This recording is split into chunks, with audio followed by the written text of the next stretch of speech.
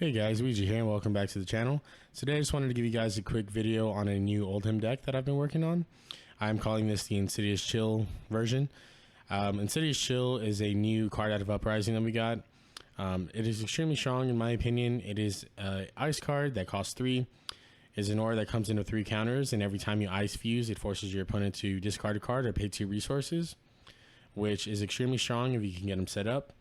The entirety of the deck is built around this card. So I'm just going to get right into it and explain how everything works together. Our equipment, nothing too interesting here. It's just the standard equipment here. So I'm just going to start talking about the cards. We are running 2 red Biting Gales. This card was always pretty good, but it was just never good enough. But now that we have Insidious Chill, I think that it puts it over to where it needs to be. You could pitch a blue, you could Crown of Seeds, Rampart, into a Biting Gale fuse. They have to discard or pay 2. If you have an Insidious Chill, they have to discard or pay 2. And then you can use that same ice card that you fuse with and Oldhim Ice React, making them top deck a card, essentially just stopping their entire turn. So let's say someone comes in with a Scar for Scar. You can pitch a blue, Crown, do whatever you're going to do. Go to reactions, Biting Gale fuse. They discard from Biting Gale, discard from Insidious Chill. Then you could Oldhim Ice React and just stop their entire turn, which is extremely strong, especially against things like Ninja.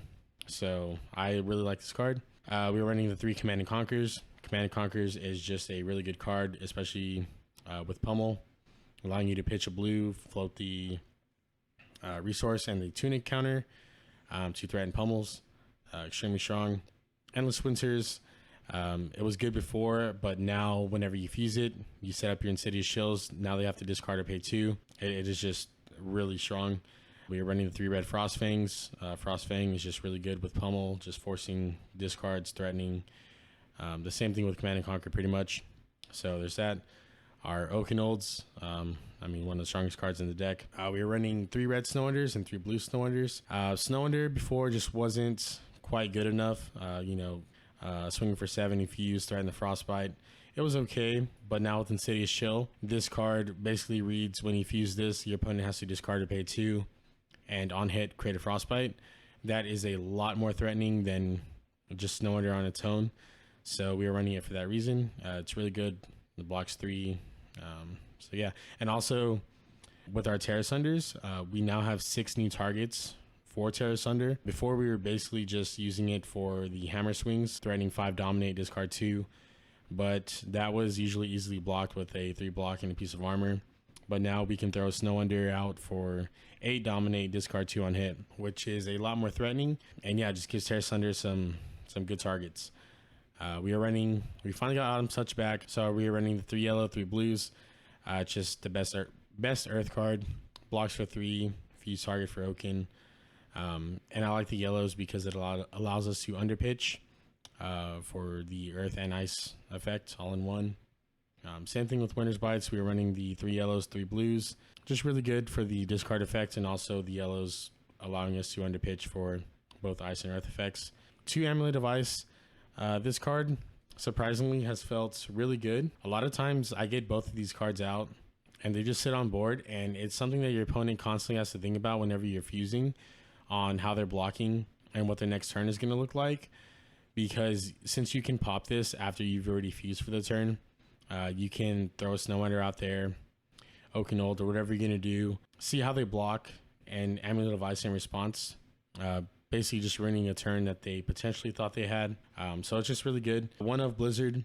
I like Blizzard at 1 now. I used to like it at 2, but now I just think you need the 1. Just solid card. 3 Glacial Footsteps, just really good for what we want to do. Triggers Insidious Chill, it's a game ender. Channeling Frigid, one of the best cards right now. It slows a lot of decks down, and especially since we have Imposing Visage, allowing us to not only search for our Insidious Chills, but also our Channel Lake Frigids. It's just really good. We have our 3 Macho Grandes.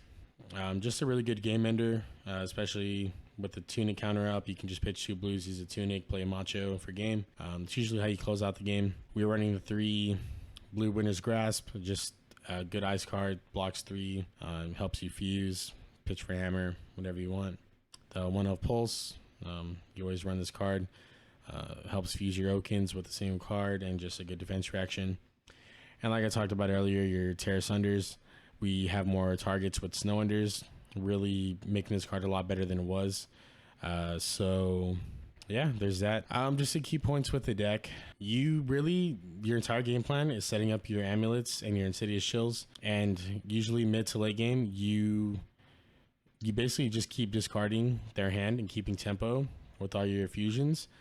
It's really good. Something important with this deck is you really want to pitch stack for your late game. I know we have Imposing Visage, which makes you shuffle the deck, but a lot of times your Imposing Visages are just there to help you get Insidious Chills in the early game. Once it becomes mid to late game and you've already started pitch stacking, usually just want to either pitch Imposing Visage to swing with Hammer or just use it as a 3-block and get rid of it. So these are really just there to help you see Insidious Chills and channels early. You really need to pitch stack with this deck. If you do it correctly, it is extremely powerful. It is okay if you go down 20 health to 40 health. As long as you get set up, you can easily take over the game. In a lot of my games, I've been down 20 health, and I've been perfectly fine with that because I know that my pitch stack is coming, my Okins are coming, my Frostwings with Pummels are coming, and Insidious Chill just allows you to instantly take and just keep the tempo if you do it correctly. So that's the general game plan here. The sideboard, I usually would just like to leave the sideboard up to you guys. It really depends on your local meta. So many things can change. I just put some placeholders here. Your Null Runes for Icelander, Kano. Your Erase Face helps against Prism. Lead the Charge if you're trying to have a chance against Prism. It's probably not worth it, but there it is. That all you got. Interesting card, especially against things like Fi and Katsu. Really anything that just swings for little. You can even use this against Rosetta Swings, allowing you to block the physical damage and just get a card back. So that's nice. And Stalagmite for whatever matchup you want to use this in. So yeah, I just leave the sideboard up to you guys. These are just some placeholders, like I said. Yeah, this is the deck. I really enjoyed it. It's different from the standard Oldhim, to where you just, you have your Rouse, the Ancients, and you have all your big attacks.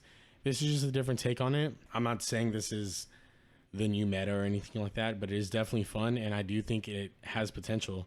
I've won, against the Briars, against the Fis, against all the meta decks right now, Viscerize, and it's done really well. So yeah, try it out and let me know what you think. I will be having a gameplay video up with this deck probably in the next day or two. So keep on the lookout for that. And thank you for watching, and I'll see you next time.